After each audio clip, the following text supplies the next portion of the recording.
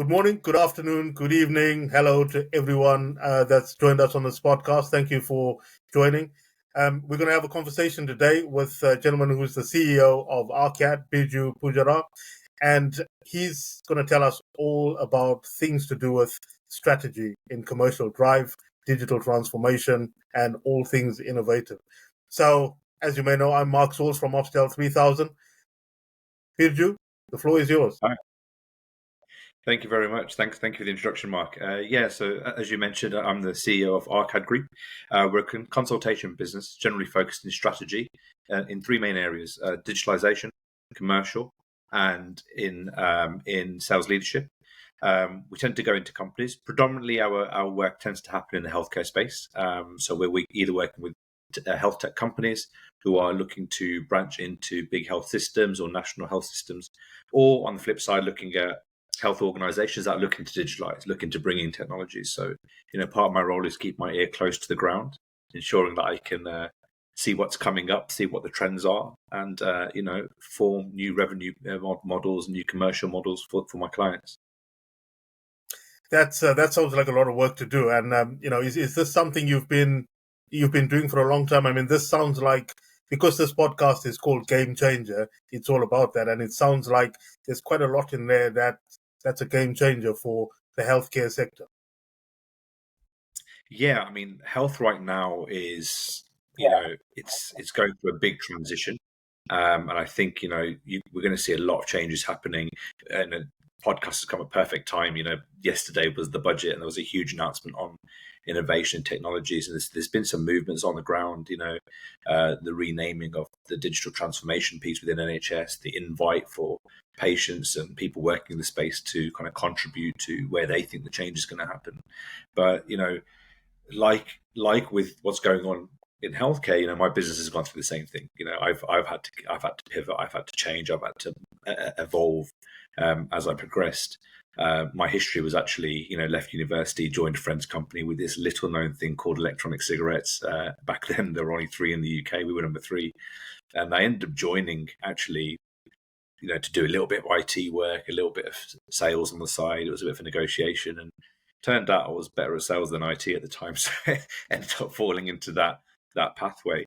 And we made a huge success of that business. Went from 0 to 22 million revenues within 6 years. Sold off to a big blue chip company, and that's when I set my company up. So traditionally, whilst I was involved in a lot of the healthcare world in that role, most of my work was actually in the retail space, and that's where my company started. It started in strategy for startups, for SMEs looking to enter the retail space. I studied computing, so that was always a passion of mine.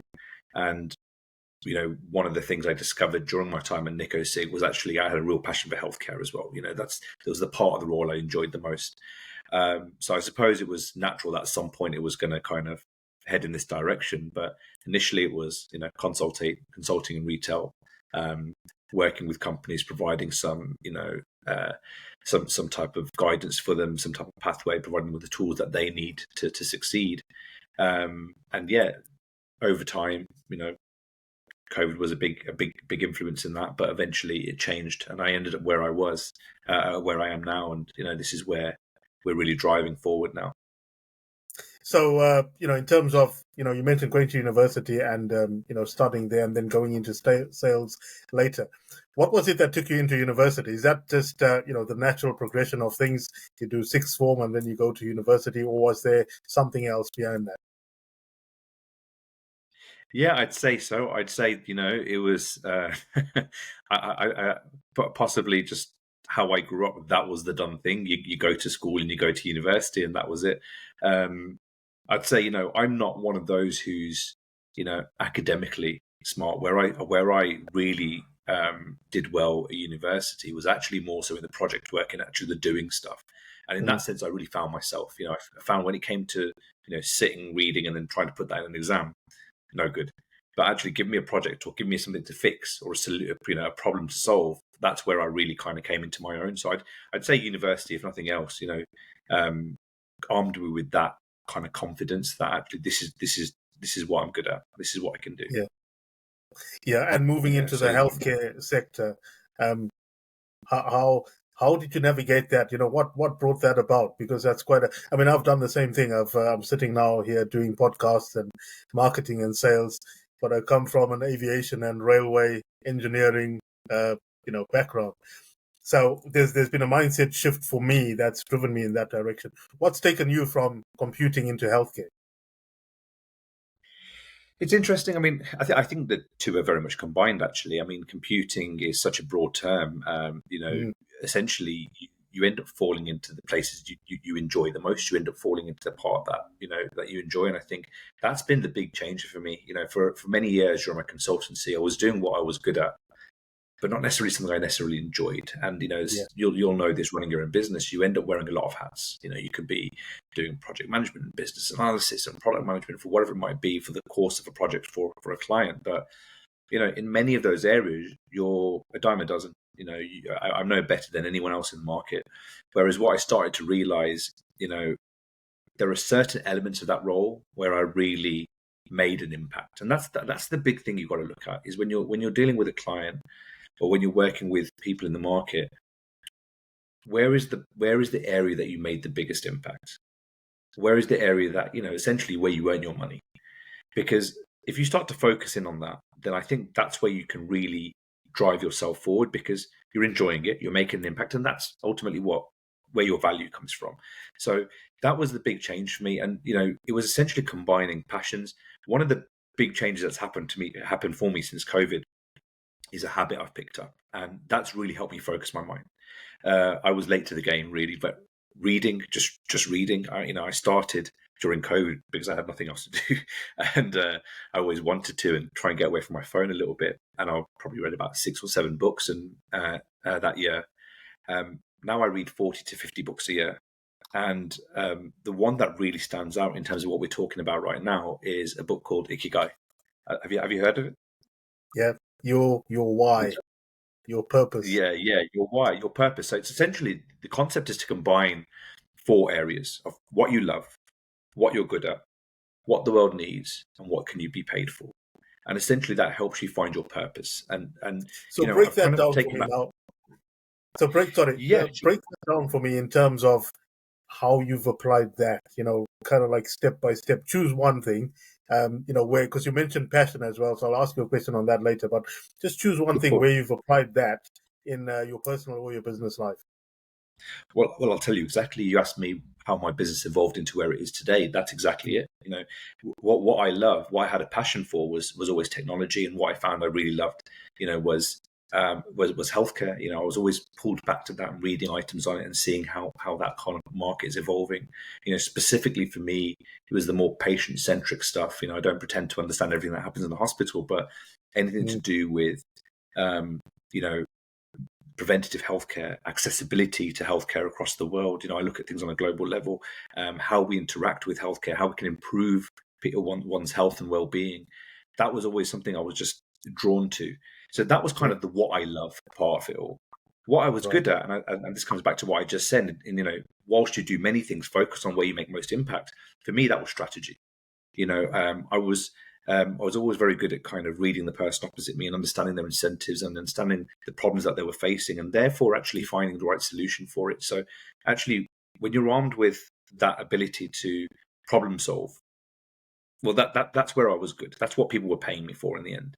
And what the world needs, well, I don't think that one needs explaining. Healthcare is clearly something the world needs, and some kind of innovation in that space is really important. And that then ultimately leads to the what you can be paid for. So I found this space, and I think the timing was perfect. I believe in fate, and I've landed here at the right time. There's so much happening in the AI space right now in healthcare, and these are people that are coming from a problem of their own, and they've innovated so much and taken what's in the market to create this solution. And where I'm kind of enjoying playing in this field is kind of collaborating and bringing these items together, and seeing how it can impact on a wider scale. Hello, everyone, and thank you for listening and joining this podcast. My name is Mark Sauls from OpsDel3000, and I have produced a course that will change your leadership journey and take you towards success in a much more holistic way. My course gives you practical applications of the different leadership principles and also gives you an experience of journaling your journey so that you can reflect upon it and make adjustments as you go along. There are many millions of leadership courses out there. Mine is based on the successes of very successful leaders and also the hardships that they came across. It also documents my own leadership experience, my journey from the shop floor into a senior leadership position, the mistakes I made, the learnings that I took from those mistakes, and the superpowers that I developed from them. I say superpowers because they're really simple, but they are absolutely life-changing in terms of your leadership journey. So I do encourage you to take the course, complete it, and get your certification at the end of it. Now, I'm also the author of 2 books, So Many Ways to Get What You Want and The Traits of Successful Leaders. These 2 books not only give you the tools for becoming a successful leader, but they also go into great depth in terms of influence and persuasion, which is a much overlooked tool in the leadership realm. Now, thank you for listening. Please do take the opportunity to read the books and do the course. Now let's get back to the podcast. Yeah, it's amazing how most of us have something that drives us. Whether it's like you mentioned, ikigai. When would you say you discovered that principle?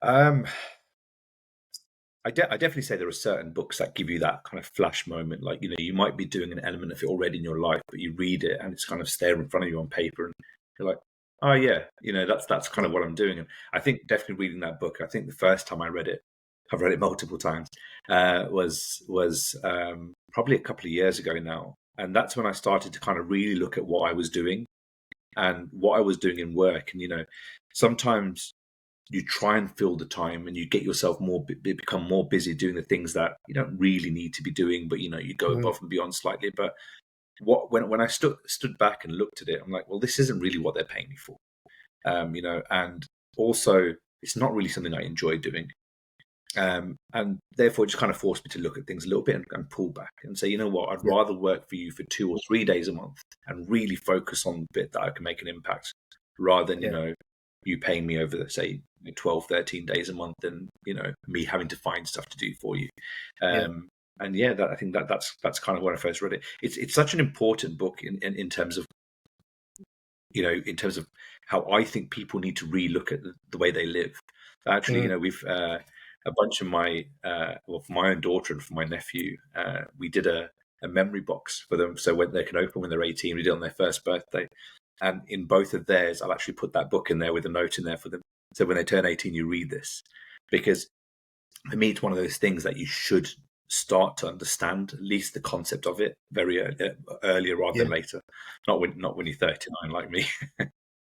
Yeah, I've also discovered things quite late in life. When I first came to the UK 26 or 27 years ago, I came from a very different background, and there's things that have to be learned. A lot more softer skills are required, and a lot more a reflection, and just look at how you do things and whether that's actually productive in modern day society or not. Because sometimes we learn things as youngsters that are applicable at that time, but they're not applicable in the modern world. So you mentioned reading a lot of books, 40 to 50 books a year. That's really impressive stuff. It's all about personal development. Is a lot of that around purpose, or is it a variation between technical stuff and what you do as a business person? It's a variation, but I mean, I'm very much in the non-fiction genre. That's kind of where I read. But it's also what I enjoy. I think we are. You're a creature of our environment, and essentially we are open to our phone and our laptops and conversations and everything from a daily basis. It's huge information influx. I think the other thing that reading actually does for me, regardless of what it is, actually slows your mind down, and I think that's really important. I think the other kind of habits that I started pulling in, and I'll use the analogy of a gym here. You go to the gym and you will warm up before you start lifting weights. You don't go straight into the heavy weights, right? For me, work is the same. Work is exactly, you need to treat work exactly the same way. Before you go in to start your day, warm the mind up, gain your focus. If you get out of bed and roll straight to your desk, your mind's not organized, that's like walking into the gym and picking up the heaviest weight there and expecting to make an impact. You're going to injure yourself. Mental fatigue and all that comes from that. So for me, getting that mindset right from the start of your day is important. And what that looks like for me is, as of very, very recently, meditation. It's reading for half an hour, and in the mornings where I can make it, it's gym.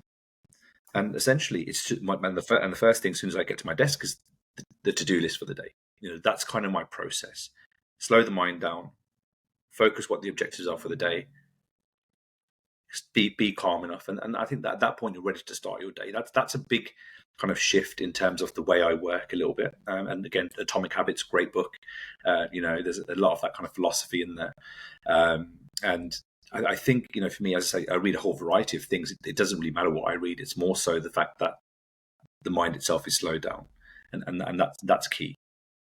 Yeah, it's something I started doing about 6 months ago, and I'm still working my way to consistency. So I probably do it 5 times a week or so, and on 2 days in the week I slip up a bit because I get overtaken by that need to get stuff done. So one of the things I do is I work on not having anything left over from my schedule the day before, which is still a work in progress, so that I don't have a backlog to deal with the next morning, and I can start afresh and do my morning routine. They do say that a lot of successful people have a morning routine. How would you say that's impacted? On a scale of 1 to 10, what sort of differences have you noticed since starting your meditation and your gym routine? I'd say it's twofold. Firstly, I believe that the quality of my work is better because when you've got focus, you are focusing on that one thing at a time. There's a book, I believe it's called Essentialism, and it says in there, there is no such thing as a plural priority. There's no such thing as priorities in itself. It's contradictory. You need to kind of, I hear what you're saying, to try and finish that list off. I work slightly differently. I kind of throw everything down that I want to do, and I throw personal items in the list because, let's be honest, those get thrown into your day. The odd phone call or something you got to do at home, they get thrown. So I throw those in as well. But I set one priority, and that's the one that has to be done that day. And once that's done, you get a new priority because there's always something in the list. And I think what then helps is ensuring that, just saying to yourself, I'm going to get 2 or 3 of those done. That's enough. That's enough, because ultimately what you need when you're going in, the big change is, one, ensuring that your time is focused, that you're achieving the best thing. Something what one of my old managers said to me a long time ago was, between 9 and 5, just be as profitable as you can. There's a lot to do. There's a lot of hours you'll work, but if you kind of focus, it doesn't have to be 9 to 5. It can be a fixed number of hours, 4 hours, 5 hours. That's when the big stuff happens. And, you become a little stricter and more restricted with your time, and you say, within those hours I have to do this because this is the thing that's going to make the money, or this is the thing that's going to make the impact, and you do that, then actually the rest of the periphery stuff kind of happens. It rolls with it because the mindset is now in that way. I think it's about making sure the big stuff happens, and it's making sure that when you do the work, it's done well, and that's where the mindset piece comes in. That if you are in that mindset to work, like you are warmed up to exercise, inevitably results are better. But that's just the fact of it. And that's I kind of feel, and you'll know this as well. The feeling you get when you're heading home, you'll either feel like today's been a good day, or I could have done a bit more. I should have done something else a bit better. I try and that's my goal. My goal is at the end of the day to ensure that I leave thinking, you know what, I put in a good shift today. I made an impact today, and that's the objective I try and reach. So, where would you, from a business perspective, because being a business person still means you are a working person, because just because we're business owners doesn't mean we're not part of the working class people, as it seems to be banded around these days, or it's an idea in people's minds that if you're running a business, well, you must be rolling in it, got loads of money, you don't really have to work hard. What do you mean work 12 hours a day? And most of us do 12 or 16 hours a day. For those people that are going into business because they have a passion for it, right? How would you describe passion? Because there's so many different versions of it. I have my own. How would you describe your passion for doing what you do. Your customers love ordering flowers online to gift to their loved ones. With your very own app, they will be able to experience full commerce shopping, which makes purchasing flowers online easier than ever. When buying flowers online, imagery is vital in driving sales. The gallery allows customers to view images using Apple's Cover Flow style navigation. As a florist, just think how exciting it is to be able to create as many galleries as you need to showcase your products. Each gallery will have its own tab, name and icon within the app, making it easy and simple for your valued customers to browse to their heart's content. So the first thing I'm going to do is just go back a step to the way you phrased it. I don't think you can have a passion for business. I think, I've had, and don't get me wrong, I do get had people come to me in the past and say that, they watch Dragon's Den or The Apprentice, and I get people come to me and say, I want to start a business. What can I do? That's the wrong way around. That's not the way you do it. You can't have a passion for being in business. Most people I know, most successful people I know, had a passion to solve a problem, or had a passion about something, or an idea that they created that they loved. And everything developed around that, and that's where the passion lies. That's where it lies. And essentially, if you love what you do, if you genuinely feel like you're trying to solve a problem, then that's when you're going to achieve your best work, because you're in it, you feel for it. If you run a business and just pick up an idea, it means nothing more to you than working for someone else. And I think that's the important bit. You've got to feel it. You've got to feel it. There's several projects I've worked on in the past for clients. Most of them are great, and I'm looking at the sense of accomplishment when you've delivered it.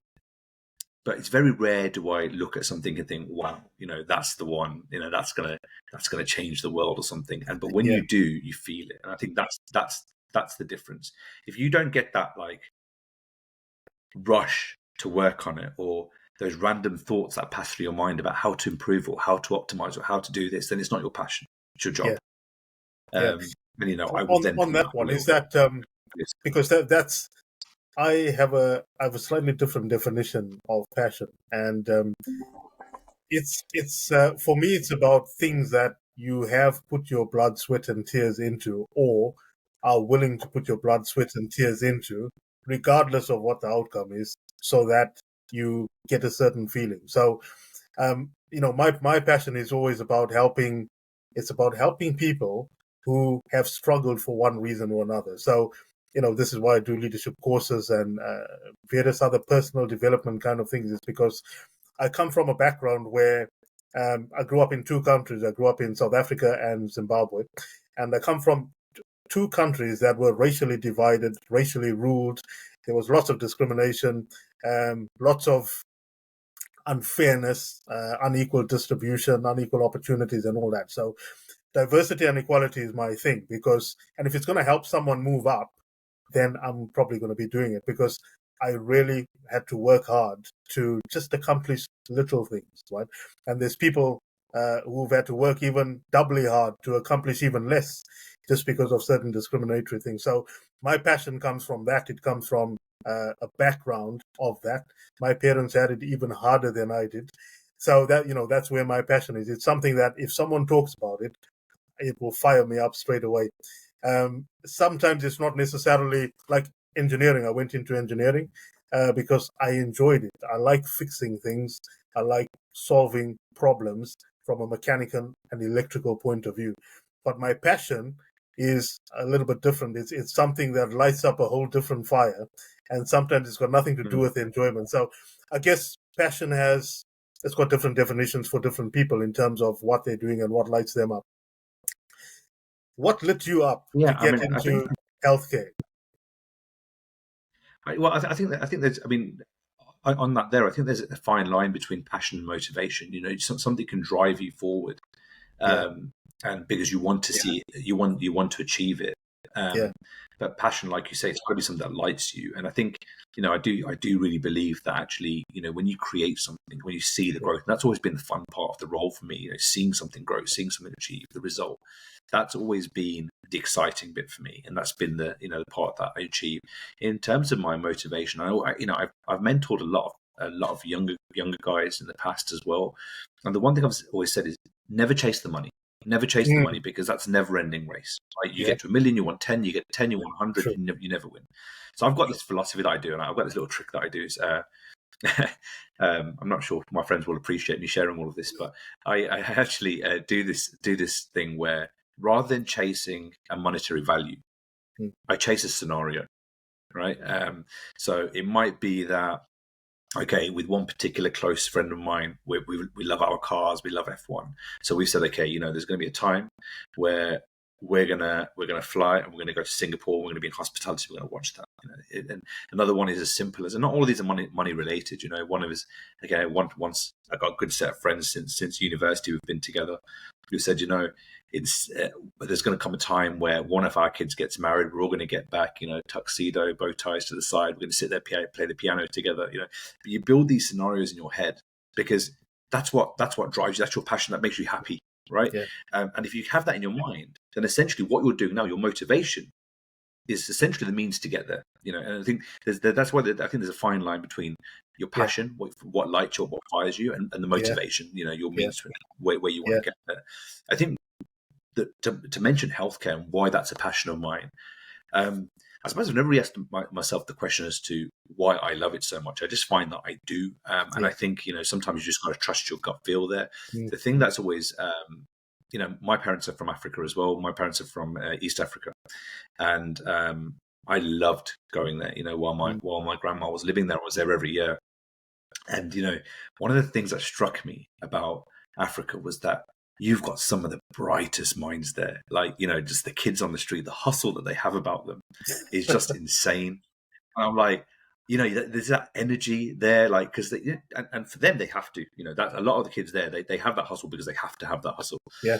But I was like, if you guys were in Old Street in London, you guys would be getting snapped up by everyone. I'm like, and that's I suppose where the accessibility piece came from for me. Was like, how is it that we've got such talented people, such a talented pool of people, because that's the way, that's the environment they've grown up in, and that's what they've had to become, are not deployable in where they would be most impactful. So accessibility, and I suppose that tailors over to health a little bit in the same way that you've got all these great technologies, you've got all this great innovation, but it's not reaching the right places. You can talk about accessibility and preventative care. Well, okay, fine. Preventative healthcare is great for someone living in the UK who might be able to get an appointment within a day rather than a week or 2 weeks, or not have to wait 14 months on a waiting list for mental health care. But isn't really preventive healthcare most useful where people are struggling with diseases that are clearly treatable? They just have to travel miles to get to the nearest hospital, or they don't get seen by someone regularly, or they don't have access. And that's where a lot of this innovation is really special in my mind. You're talking about the ability to find early indications of a number of different health issues or concerns or mental health concerns. You've got ways in which I can speak to a doctor today in the next hour through video from far away. You've got Gen AI, which is now starting to help. In the next couple of years, we're going to start to see these becoming more accredited, where it's actually helping with diagnosis. And that's what true accessibility and true preventative care, in the back of my mind, I see this innovation, think, it's great over here, and it's going to be great, in the UK and the Middle East and in America. But the back of my mind was like, the moment this becomes transferable and we can take it to where it matters most, this is a game changer. This is an absolute game changer for the world, like for the global economy. A lot of the stuff I read is historic books. I look at the old Silk Road and all the books there, and you see a lot of business shifting from west back to east. The rise of the Middle East, China, India, who are all starting to boom again. I look at Africa as probably the one that people aren't talking about enough. The resource they have, the population they have, the land they have. That ethic, that work ethic that is driven in from a young age, that if you combine them, it probably has the most potential in terms of, in the next 100 years of actually kind of turning into something special. And, a lot of that starts with health. There's very little you can do if you're unwell, and I think that's personally is a big driver for me. My overarching passion, I say, outside of work, is charity. And that's where I want to be, by the time I'm 50, 60, I want to have that to be a bigger part of my life. And, the learnings that I'm taking now in my current role are things I'd love to be able to deploy later in my life. Yeah, those are some interesting perspectives there, and definitely game-changing ones. And on the subject of AI being, either you can call it what you like, a catalyst, a vehicle, a means to an end. There's various different attitudes towards AI, and I'm quite big into AI at the moment because it's, that's where technology is going, and that's what's going to bring the most value. But, we can't ignore the fact that there are fears behind it as well. Have you got any concerns about AI, where it might end up, what it might mean for us as humanity? And I say that because I listened to a podcast, Stephen Bartlett podcast, that featured Mo Gaudat. I don't know if you know him. He was, don't quote me on this, but I think he was the chief technology officer for Google. And he was absolutely terrified of where AI is potentially going to take us as a human race. What do you think about that? I think you're absolutely right to be fearful of it. I think if you're not, then you are likely to make mistakes in the future, because it is very different. Yuval Noah Harari is a great author, written *Sapiens* and *Homo Deus* and a couple of other books as well. He pointed out a while ago as well that this AI is different. It's not like the internet or something we've discovered before, because this has the ability to think beyond what we can do, beyond our input. Everything else has been processed. It's a different game altogether, and we have kind of broken a few rules about where AI was meant to be kind of kept in a box. We've already kind of taken that out a little bit. And in healthcare, this is a serious issue. We talk about licensing for diagnosis. The big issue you face here with AI is that, and in fact, I just wrote an article on this, is will we ever trust the algorithm? It's essentially, you can ask a doctor, you can ask the doctor for their rationale when they diagnose you with something. But if a computer spits out and says, we think you've got this, the processing is actually a black box. You don't know how it's come to that decision, etc. And it does become dangerous. Yeah. The thing that gives me a bit of positivity, like a bit of optimism, I should say, is that there are some fears of AI that I think are slightly unwarranted. And I think this is where, again, reading a variety of books has helped me. There's a great author. I'm worried I'm going to mispronounce his name now, but Rutger Bregman, who's written Utopia for Realists and Humankind, possibly two of my favorite reads. And it shows you how things like universal income are so easily achievable and would actually benefit the world in a big way. For me, I look at this as a positive. When people are fearful that they're going to lose jobs and there's so many jobs going to be wiped out through AI, well, actually, there are solutions. There are solutions to this, a way in which we can really utilize AI for the benefit of mankind. And I think that's something that needs to be understood more so. The problem is, I don't think we have any leaders in our political class, and that's the problem. I think what happens is there's no one really willing to look that far ahead and change the game. I should to use the word aptly, but they're more keeping with the status quo. In terms of data, in terms of accessibility, in terms of like the black web, the dark web, and all this stuff, I think that is a real fear. AI is growing just as quickly in that market as it is in the open market, and I think you are right to be fearful, but I think you can't stop technology. That is the truth. You can't stop that type of thing. The cat's now out the bag. There's no putting it back in. There is no way we can roll back now. So I think my only advice and my only kind of also a kind of strategy I take is you got to just take it one step at a time. You can't roll this out and get caught up with the buzz and start implementing AI into everything just because it's the done thing, especially in things like healthcare. Because actually, until we fully understand the impacts and the long-term impacts and how it's going to progress, I don't think you can roll it out. I'd rather be, 10 years late to the game and get it right rather than rush it and cause all any type of horror, to be honest with you. Just on that one, Mo Gaudat's main fear I don't like using that word fear, because for me and for lots of people that teach you about healthy mindsets, there's two main emotions: love and fear, and those are the opposites of each other. So with love comes growth and progress and everything else, and embracing change and all the good things in life. Fear is usually responsible for negative actions, negative responses, and everything that's not progressive. But at the same time, we can't we can't live in with rose tinted glasses, as they say, and we need to look at things from an objective point of view. And his concern, if I quote him correctly, was that AI can learn on its own. So the learning is, you see, like kids, if a kid is left with adults, just those two adults alone for several years, that kid is more than likely just to learn whatever those adults teach it, right? And some external experiences like playing out in the field on their own, they'll learn certain things there without any adult input.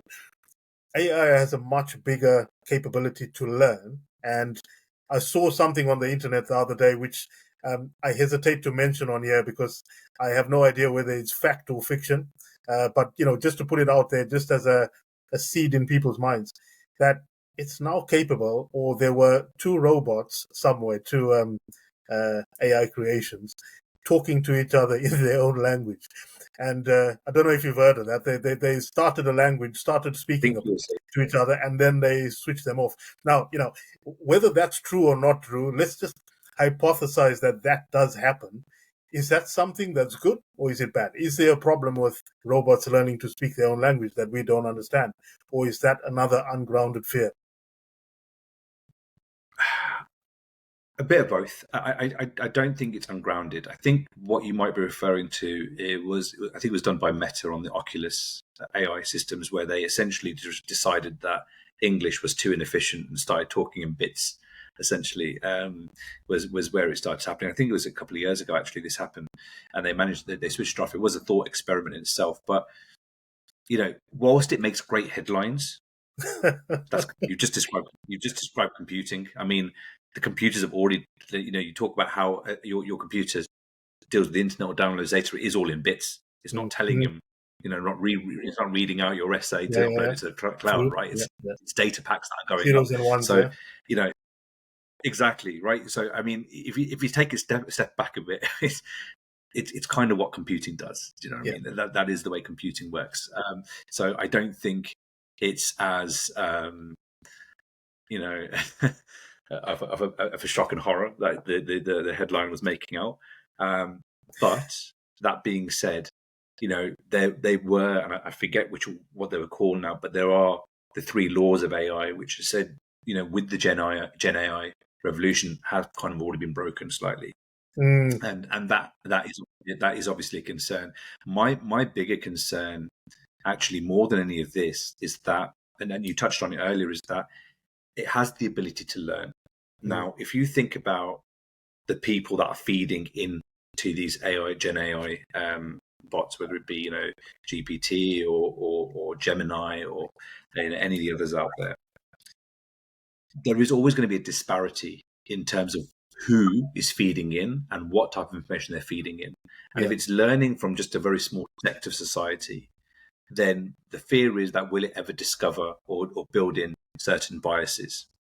And for me, that's a bigger issue, because let's say, for example, if the biases are built in, when dealing with healthcare, that's a big issue. Because it's the way it makes a decision for you is actually all behind the scenes. No one can justify it. No one can check. No one can review that and, escalate it further to a manager. It doesn't happen. And that's my worry, that when too much trust is put on AI without understanding the working, if you will, then that actually forms a much bigger risk. Which is why I think, AI is great. It has a huge opportunity to change the world. But we have to move with caution. And we have to ensure that there are, checks and balances put in place to ensure that there are routes to escalation, there are routes to understanding, there are routes to, actually ensuring that the information it is spitting out is reviewed at some point. We can't just put the world's hands in, into AI and hope for the best. I don't think at all a smart strategy, as efficient as it might be.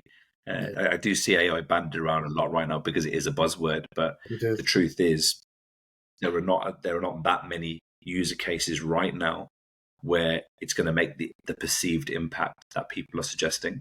It's still a way off, a bit a way off in that respect. We've still got a lot of advancement to make. So I'd say tread carefully and really understand that is it really going to impact your business, change the outcomes for the better in the immediacy. I would argue that most businesses, the answer is no. Yeah. Many years ago, I left the aircraft industry, 2010 or so, but I had been in there for a long time. And we had a saying, if it's not Boeing, I'm not going. So we used to work on Boeing 707s, Boeing 727s, 737, 747s. And because we grew up around Boeings and McDonnell Douglas aircraft, DC-8s and things like that, we had a bias towards that. And we felt safe in doing it. And in some ways, that bias was confirmed when I won't mention the name, but there's a different well-known aircraft builder who relied quite a lot more on electronics and computer programs, to the point that there was very little that pilots and captains could override because they had so much faith in their programming, and as a result, there were a few horrific accidents. So I think I'm not fearful of AI. I just think there needs to be a good hard look into how it works and what's going to happen. And you mentioned the dark web, and the fact that I don't even know what the dark web is. I'm ashamed to confirm, but I've heard this so many times from people: the dark web, the dark web, the dark web, and I don't know what it is because I'm not going to go into Google and search dark web and find it. So tell us a bit about that.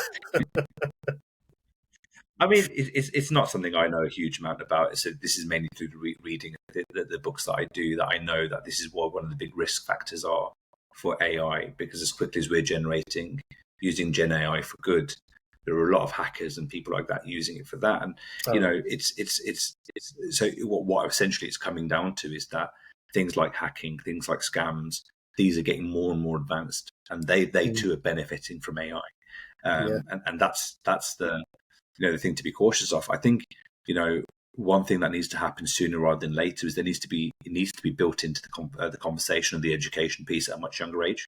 I think people need to understand the capabilities, the limits, the potential biases of AI from an early age, because that's going to inform the thinking of those people who then grow up with it. It shouldn't be that people kind of go through university or even school assuming AI is just a novelty or a great way to get your answers for your test. I don't think you can the working world and that be your only perception of AI, because it would be highly misleading. I think the bigger understanding they have of that before they enter the workplace, the more likely it is that they're going to find the right way to implement it to make the bigger impact. In the right way, and that's the key bit. Yeah, I think there's always going to be a worry. Anything that's unknown to people becomes a sublime threat. They may not know why, but it's just because they don't understand it. And sometimes gaining an understanding on AI, for example, is so far out of people's grasps that they're fearful even to start learning about it. So, there's probably an education piece that needs to go out there in terms of, just the general ordinary person, the lay people, without too much jargon and, words that nobody's ever going to understand.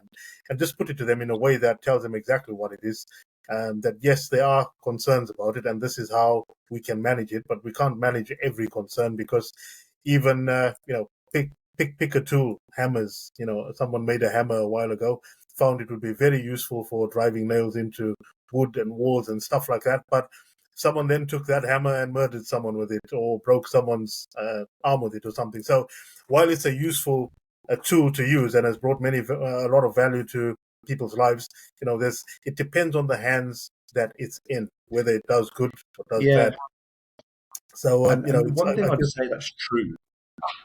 The one thing I'd say that's true for all businesses, in fact, that are even considering AI, is that it very rarely is impactful in isolation. It's not as if you go to the doctor's surgery and say, "Hey, here's an AI tool," and all of a sudden they're seeing more patients or improving the patient outcomes.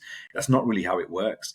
Some of the best tools that I'm working with right now, there are some that are, as I mentioned, can through gamification or through video recording can pick up early indicators for stress, tiredness, anxiety. There's another one with a 30-second scan of the face, can pick up all your vital signs from the blood flow in your face and pick up early indicators of risks, similarly with skin diseases. Now, all of these are great, but you'll notice that the AI part comes in the processing. The big thing that no one's really talking about, that is just important, is what we call HAI. It's the human AI interactions. How we as a general consumer, patient, a user interacts with a system in order for it to process, and that in itself is just as important. We've got so many things that we do on our phone now just seem like second nature to us.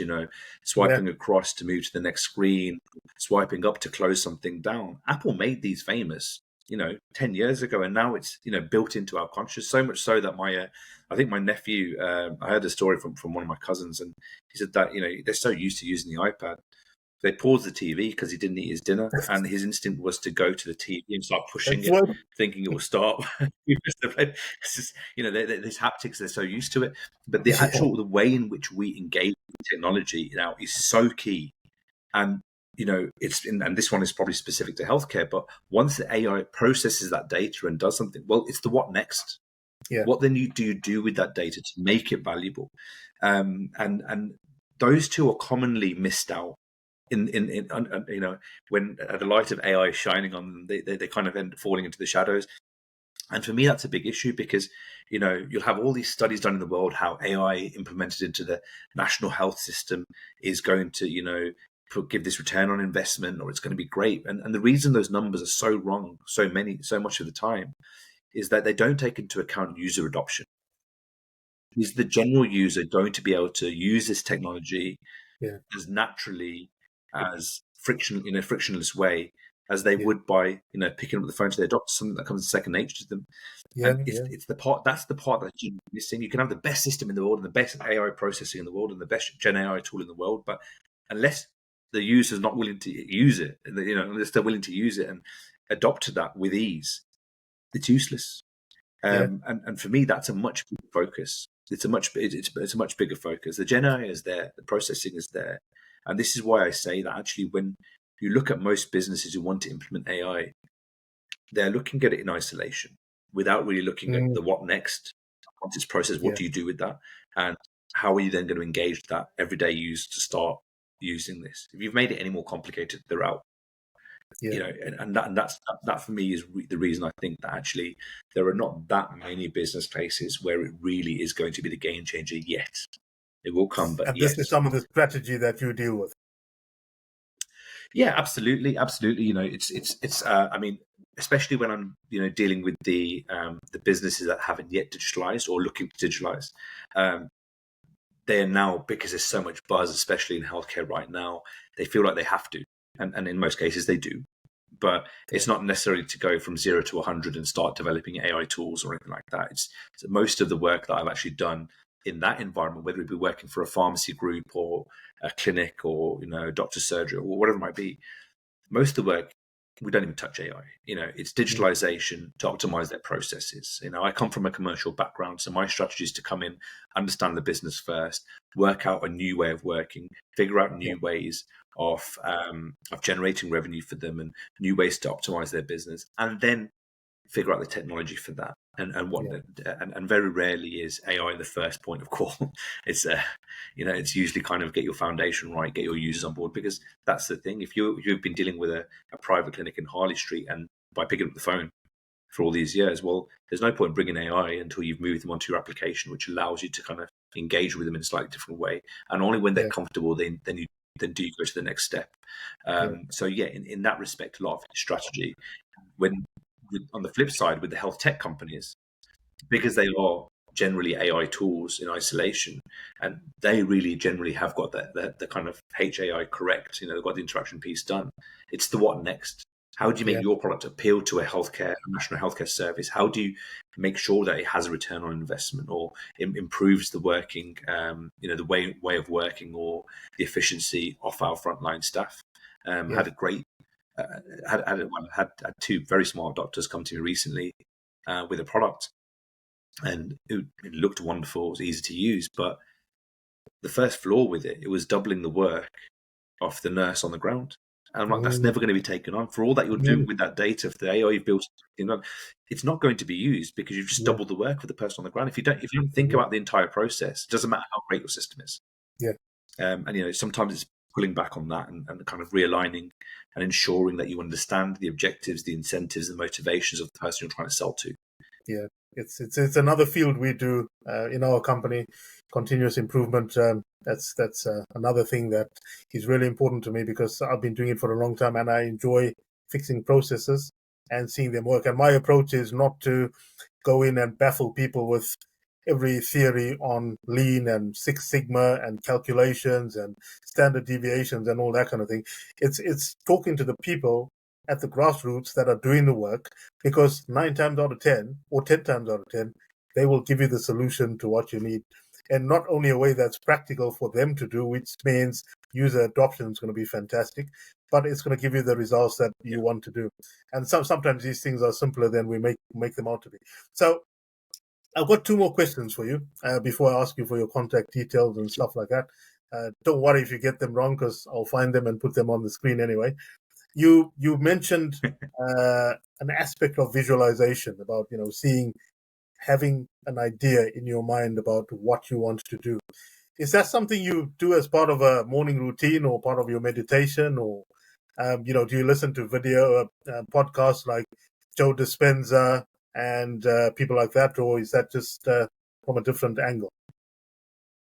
No, my podcast collection is slightly different actually, but in terms of visualization, it does form part of my meditation. And actually, no, I'm lucky enough in my family. My wife and my sister-in-law are very much into this.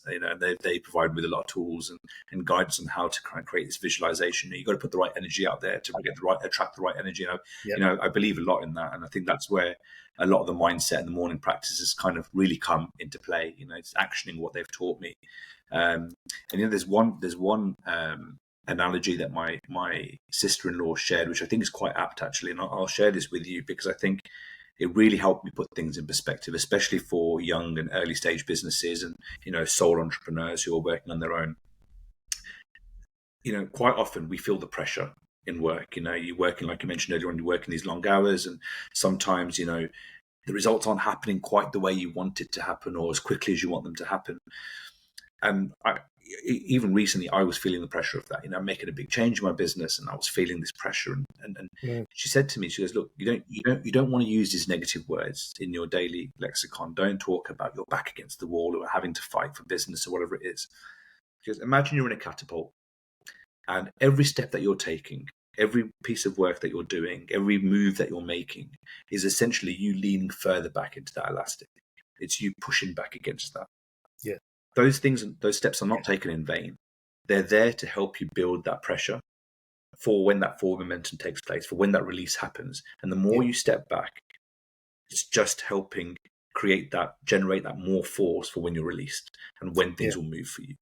And that's often, it's the way I've rethought about pressure. So if I've had a day where, I was expecting this project to come through, or I was expecting this to happen, I can only do the best I do. I can't control the things out of my hand. I can't control the timelines. Yeah. So I look at it. This has been my mindset change, which is, helped me reevaluate what I define as pressure.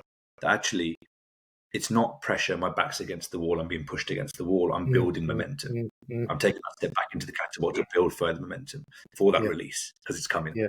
And that's been the biggest visualization change for me. To readdress how you look at that pressure, how you look at those hard times, and understand that it's actually part of what you're doing. It's just as valuable as a step as signing the contract. When you were talking about that, it reminded me of a conversation we had the other day, and immediately I realized that you were correcting my speech, and I thought, now here's a guy who's very cautious about the words he says, and that's fantastic, because it's you know, it's the way we talk about our experiences and what's going on in our lives that has an impact on what happens next. You know, do we see it as an opportunity or do we see it as a setback? And I said something like, it's Wednesday, we are at the middle of the week or something like that, and I can't remember the exact words, but you did say to me, I enjoy my work so I don't experience that thing. And that was great, because I think it's nice to talk to people that have that kind of a mindset, because even though you might know all this stuff, it does help when someone actually corrects you and says, well, actually, that's not the most resourceful way to talk to yourself in. So, yeah, and the picture you gave me in this description you gave now was about, like, you know, when you put a stone into a catapult, for those of us that grew up in Africa, you know, that's the sort of thing we used to do. Either shoot our friends or shoot other things. But you'd have a catapult that was made out of the tube from a bicycle tire, and a bit of leather that was taken from your dad's old belt or something, and that formed the part that you put your stone into and let it go. And it's a useful way to see things, as any kind of resistance or pushback that happens during the day is just loading you up to fire off. And somebody said to me once that it's not a setback, it's a setup. And I thought, that's great, because now I'm setting myself up for something successful later. So it's been an absolute pleasure talking to you. You know, good positive energy and perspective on things. Hopefully, in fact, I'm confident that people will find value from the information and perspectives you've given them. Just in closing, could you give us your contact details and things, and I'll put them on the screen afterwards? Yeah, of course. Best way to get hold of me is through my website. There's a contact form and a Calendly link there where they can book a session with me, an introduction session. The website is all the W's .arkad-group.com. Okay, excellent. And I'll get your LinkedIn profile and things like that and put them on there if you like. Put email addresses and any phone number you allow me to put on there. You tell me what you want to put on after the thing, and I'll get them on there. So thank you very much for joining, Birju. It's been a pleasure, and hopefully we'll do a few more of these in on different aspects of personal development and game changing. So to everyone listening, thank you very much for your support. Please like and subscribe. We'll be much appreciative to hear what your comments are. If there's anything you think we need to do to improve the show or bring more value, I'm happy to take them on. So this is Mark Sauls from OpsDel3000 and Birju Pujara from Arkad Limited.